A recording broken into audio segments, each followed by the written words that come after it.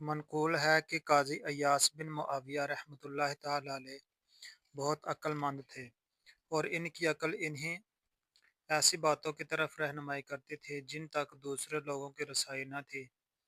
ان سے صادر ہونے والے واقعات جو ان کی بزرگی اور عقل مندی پر دلالت کرتے ہیں۔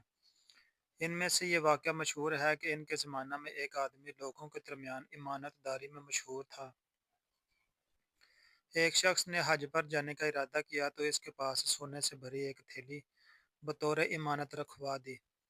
جب وہ شخص حج کر کے واپس آیا تو اس کے پاس جا کر اپنی تھیلی مانگی، لیکن اس نے صاف انکار کر دیا اور امانت سے مکر گیا۔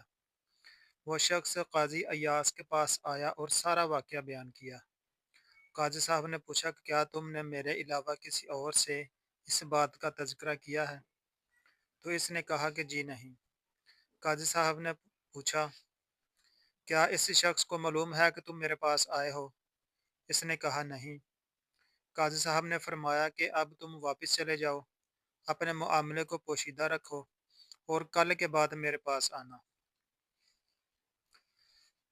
اس کے جانے کے بعد قاضی صاحب نے اس شخص کو بلوایا جس کے پاس امانت رکھی گئی تھی، اور اس سے فرمایا کہ میرے پاس بہت زیادہ مال جمع ہو گیا ہے اور میں چاہتا ہوں کہ اسے تمہارے پاس رکھوا دوں۔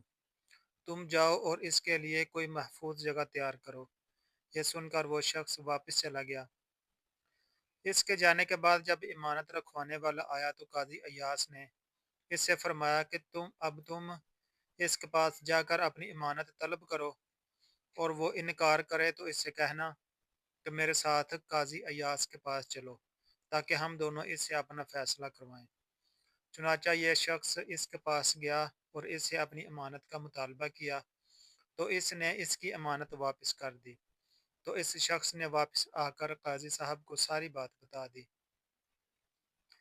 اس کے بعد وہ شخص جس کے پاس امانت رکھی گئی تھی تو اس امید پر قاضی صاحب کے پاس آیا کہ وہ اس کے پاس رکھوانے کے لیے مال اور دولت دیں گے، لیکن قاضی صاحب نے برا بھلا کہہ کر اسے نکال دیا۔